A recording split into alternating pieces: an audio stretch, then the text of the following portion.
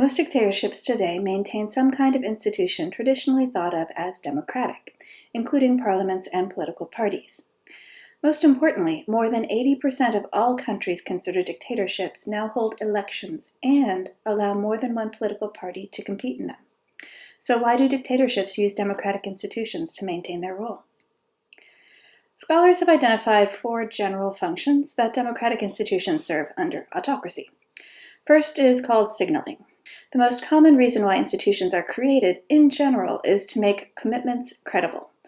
In a dictatorship, rulers have the ability to act arbitrarily. They could nationalize a company or arrest citizens at will. Going too far down that path, though, tends to generate opposition, and so dictators often establish legislatures to allow key allies and other politicians a role in decision-making. Creating a formal institution to do this is one way to demonstrate a leader will not act against other elites' interests. The second function is called monitoring. Legislatures and elections also provide essential information to dictators. By allowing some amount of freedom of speech and not completely rigging elections, leaders are able to identify which politicians and regions of a country are unhappy with his rule. This is because fewer voters are choosing the ruling party, for example. He can then either act to address their concerns or target them for repression. Third is incorporation. Political parties provide an organized way to identify skilled politicians to bring into an administration and an effective way to distribute benefits to citizens that support them. Finally, elections and other democratic institutions provide leaders a veneer of legitimacy to both their publics and the international community.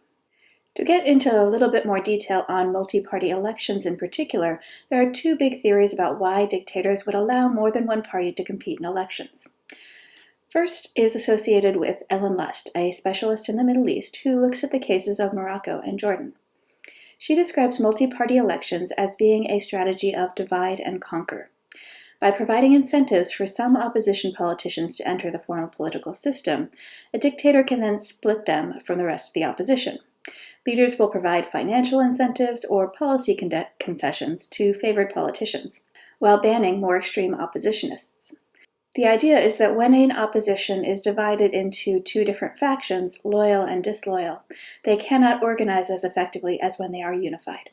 The second main theory is associated with Beatriz Magaloni, who examines Mexico before the year 2000. She argues that legislatures alone are not enough for leaders to establish credible commitments. Just because a politician is elected to parliament one year doesn't mean she won't be arrested the next year. Magaloni argues the only way these institutions can be self-enforcing, in other words, stable and useful, is if they are accompanied by multi-party elections. Giving politicians a choice of parties to join gives them options to express their opinion. They can express disagreement with a leader by forming a separate party rather than just supporting a coup. This makes the regime more stable in the long run and makes parliament an effective way to manage disagreements among the elite. Both theories make 2 assumptions. First, that no dictator can truly rule alone. There are always other people who matter, whether they are business leaders or military officers, and those people don't automatically support the leader. These theories also assume that co-optation is cheaper than repression, that sending tanks into the streets or having mass arrests is only a short-term solution to a dictatorship's problems. It's not effective as a long-term strategy for rule.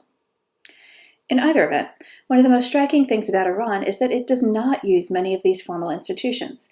In particular, it does not have political parties. In class, we'll discuss whether this matters for the longevity of the regime.